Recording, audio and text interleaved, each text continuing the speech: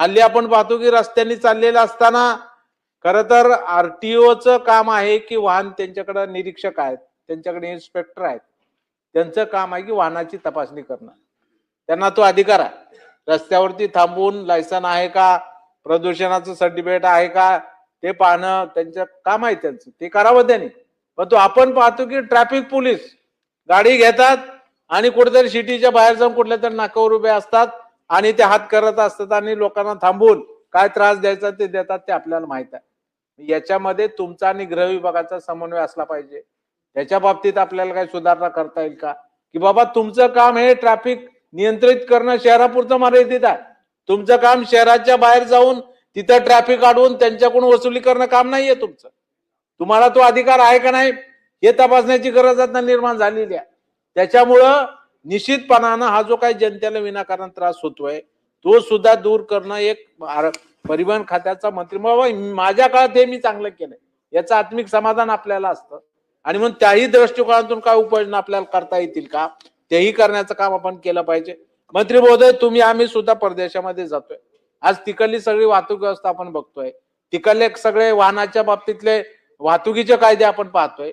म्हणजे परवा आम्ही आता विधान भवनानं आम्हाला पाठवलं होतं लंडनला. आम्ही तिकडे गेलो, आदरणीय सभापती महोदया सुद्धा होत्या. म्हणजे 6 वाजले आणि 6 वाजल्यानंतर आम्हाला जी घेऊन जाणारी बस होती ती थांबली, पुढे कार येऊन उभा राहिली आणि आम्हाला वाटलं अरे काहीतरी झालं काय, यात्रिक वगैरे उतरतात की काय कारमधून, कारण पुढे जाऊन उभी केली त्यानं आमच्या आणि आम्हाला थांबवलं. आम्ही म्हणलो काय चाललंय, तर थोड्या वेळामध्ये तो गाडीतला ड्रायव्हर उतरला आणि त्या छोट्या गाडीत आलेला दुसरा ड्रायव्हर त्या गाडीमध्ये चालला आणि त्यानं तिथलं कार्ड काढलं, त्याच्यामध्ये कार्ड होतं, त्याचं कार्ड म्हणजे त्याच्यावर रेकॉर्डिंग होणार. ती म्हणला मेरे ड्यूटी खत्म हो गई, 6 बजे मेरी ड्यूटी खत्म होती, अभी दूसरा है उसकी ड्यूटी चालू होते. म्हणजे इतका काटेकोरपणे जर तिथं कायद्याची अंमलबजावणी नाही बोला, मैं बोला अगर गाड़ी ऐसी लेके गए तो क्या होता, नहीं बोले मेरा लाइसेंस रद्द होता, मेरा लाइसेंस जाएगा, मैं नहीं बैठने वाला. म्हणजे त्याची रेकॉर्डिंग भाऊ त्याच्यामध्ये त्याचं कार्ड दिलेलं त्या ड्रायव्हरला आणि त्या ड्रायव्हरनं किती तास गाडी चालवली याचं कंट्रोलिंग त्यांच्याकडे आहे, सरकारकडे. ते तिथे बघून म्हणजे मंत्री महोदय हे आपण नुसतं बघणारच आहो का, ही अंमलबजावणी आपल्याकडे का होऊ शकत नाही. आपल्याकडे तर वाहनाची एवढी अमर्याद संख्या, म्हणजे एकीकडे वाहनं इतके, पुन्हा त्याचे अपघात, लोकांचा प्राण जातो, जीव जातो का, तर रात्री आपण म्हणतोच ना रात्रभर गाडी चालवली असेल, म्हणजे दिवसाही तो गाडी चालवतो आणि रात्री गाडी चालवतो का, तर बिचाराला जास्त पैसे कमवायचे, ओव्हर टाइम करायचा, गरिबी असते, त्याच्या पुढे तो करतोय. पण सभापती महोदय जीव लोकांचा जातोय ना, याच्या बाबतीमध्ये आपल्याला काही नवीन सुधारणा करता येतील का हेही बघणं मंत्री महोदय गरजेचं आहे. त्यामुळे असं तुम्ही काही कन्स्ट्रक्टिव्ह काम की आम्हाला आणि आमच्या येणाऱ्या पुढच्या पिढीला हे लक्षात आलं पाहिजे की सरनाईक साहेबांच्या काळामध्ये हा कायदा झाला किंवा ही नवीन योजना आली जी आयुष्यभर लक्षात राहील. या पद्धतीनं आपण एखादा अभ्यासगट स्थापन करा, त्याच्यामध्ये आम्ही काही त्या ठिकाणी सूचना करू, परब साहेब करतील, इथं माहिर साहेब आहेत, आम्ही सगळे म्हणून त्याच्यामध्ये सूचना करून एक चांगले आपल्या राज्यासाठी वाढणारी लोकसंख्या, वाढणारे हे वाहनांची संख्या इथे काही थांबणार नाही. कुणी किती वाहनं घेतात ज्याचा प्रश्न, आपण काय अजून जमिनीसारखा सिलिंगचा कायदा वाहनावर आणलेला नाहीये, त्याच्यामुळे तो किती वाहनं घेतो त्याचा प्रश्न आहे. परंतु वाढणारी आज पार्किंगची व्यवस्था, या सगळ्या गोष्टीचा विचार एक परिवहन मंत्री म्हणून आपल्याला त्या ठिकाणी निश्चितपणाने करावा लागेल आणि तो आपण करावा अशी विनंती सुद्धा या माध्यमातून मी या ठिकाणी करतो. आणि निश्चितपणानं मला हे आपल्याला या माध्यमातून सूचित करायचंय की 15 वर्ष त्याचं शेवटी कुठल्या तरी वाहनाचं, कुठल्याही वाहनाचं एक वयोमर्यादा ठरवली पाहिजे, किंवा तुमची वयोमर्यादा 15 वर्ष असेल, 16 वर्ष असेल, बरोबर ते 16 वर्षी ते वाहन स्क्रॅप झालं का नाही याची बघण्याची यंत्रणा सुद्धा आपल्याकडे त्या ठिकाणी असली पाहिजे. आणि ते 16 वर्ष झाल्यावर एक दिवसांनी जर ते रस्त्यावर आलं तर त्याला पकडून ते स्क्रॅप करणं ही सुद्धा सरकारची जबाबदारी. अशा पद्धतीनं जर आपण यंत्रणा विकसित केली तर निश्चितपणानं त्या ठिकाणी त्याचा परिणाम होऊ शकतो. सभापती महोदय, आपल्याकडे आता तुम्ही क्रेनसाठी चांगलं आहे, क्रेनसाठी तुम्ही या ठिकाणी आपले क्रेन घ्यावेत म्हणून आणलाय, चांगली गोष्ट आहे, स्वागत आहे त्याचं.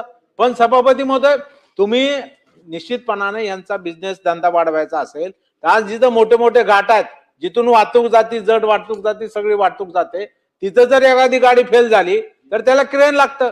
म्हणून तुम्ही असे तुमच्या सरकारनं जे काही प्रायव्हेट ज्याला आपण म्हणतो की बीओटी तत्वावर असे तुम्ही त्यांना लायसन्स द्या ना, की बाबा तुम्ही ते क्रेन तिथं थांबवा, आम्ही त्याचे पैसे देऊ, पण तुम्ही तिथं ते 24 तास क्रेन ठेवा.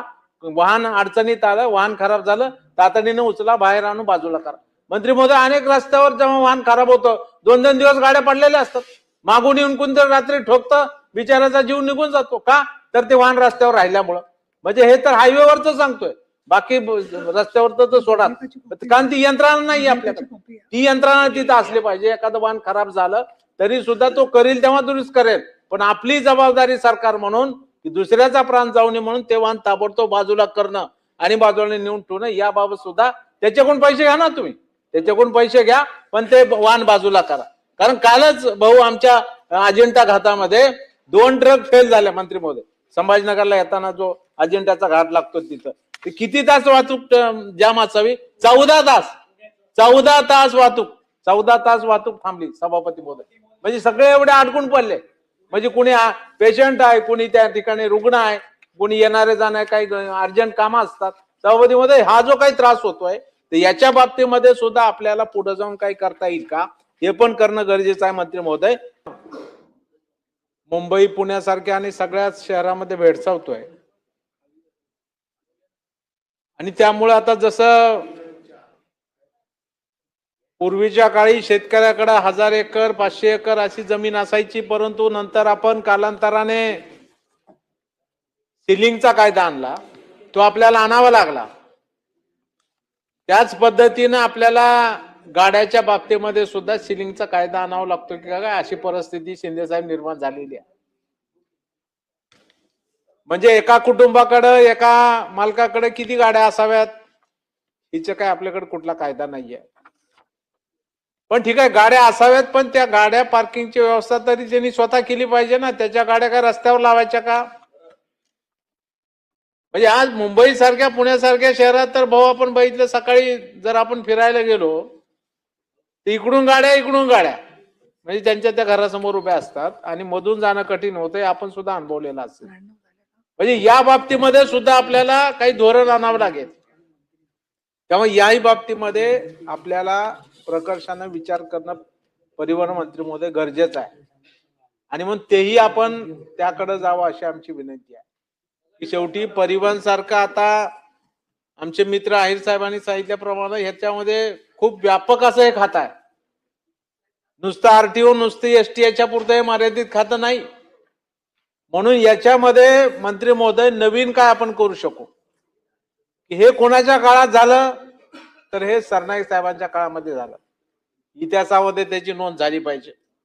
तेव्हा त्या अनुषंगानं आपण आता एक तारखेकडे आपण असं म्हणतो की 15 वर्षानंतर गाडीच ठेवायची नाही, ती स्क्रॅप झाली पाहिजे, कारण ते प्रदूषण वाढतंय. आजही आपल्याकडे 30 वर्षाच्या गाड्या चालतायत, दूर सोडत चालतायत. त्याचं किती मोठं प्रदूषण होत आहे त्याच्यावर कोण कारवाई करत नाही. त्या गाड्या तशाच चालू आहेत, वापरामध्ये आहेत. या बाबतीमध्ये सरकारचं काही धोरण आहे का नाही, किंवा याच्यामध्ये कडक कारवाई आपण करणार का नाही. कायदे आपल्याकडे आहेत का, आहेत, पण त्याची नीट अंमलबजावणी होत नाही. त्यामुळं त्याच्यामधले निर्बंध येत नाहीत आणि परिणामी लोकांना वाटतं 10-5 रुपये दिले की चालतंय काम, म्हणून लोकही निर्डावलेले आहेत. ते तसंच चाललेलं आहे. त्याच्यामुळे या माध्यमातून सुद्धा निश्चितपणानं आम्ही आपलं जरी स्वागत करत असलो तरी सुद्धा खऱ्या अर्थानं जर आपल्याला प्रदूषणाच्या दृष्टिकोनातून उपाययोजना करायची असेल तर मला वाटतं की ईव्ही वाहनाला प्रोत्साहन जास्ती पद्धतीने आपल्याला कसा देता येईल याचा विचार आपल्याला केला पाहिजे. मंत्री महोदय, आम्हाला तर असं वाटलं की हे बिल याच्यासाठी आपण आणलेलं विधेयक की ईव्ही वाहनाला करातून सूट दिलेली आहे. म्हणजे ईव्ही वाहन तुम्ही घेतलं तर कुठलाही कर लागणार नाही, नव्हे तर इन्शुरन्स वाल्यांशी बोलून त्याच्यामध्ये काय आपल्याला कमी करता येते का.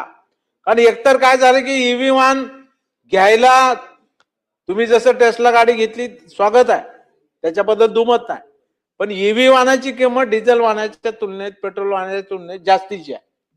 आपण जर मार्केट बघितलं कुठल्या ईव्ही वाहन घ्यायला गेलो तर डिझेल आणि कार जरी घेतली आपण तर डिझेल गाडीपेक्षा त्याची किंमत जास्त आहे, कारण त्याला बॅटरी लागते. खर्च काय आहे का आहे, विजेचं युनिट आणि तो विचार करते काय गाडी परवडणारी आहे. आपल्या पर्यावरणाला समतोल आहे का? समतोल राखणारी आहे. आणि मी सुद्धा वाहन वापरतो. परंतु सभापती महोदय, याच्यामध्ये जी काही त्यांची किंमत एकूण, त्याला लागणारा कर, आरटीओचा टॅक्स आणि इन्शुरन्स याचा विचार केला तर ती किंमत फार पुढे जाते. त्यामुळे लोक तिकडे इच्छा असून सुद्धा वळायला तयार होत नाहीत. त्यामुळे या बाबतीमध्ये आपल्याला काही दिलासा देणारं काही धोरण आणता येईल का, हेही मंत्री महोदय आपण त्या ठिकाणी पाहावं, अशी आमची सूचना या निमित्तानं आहे.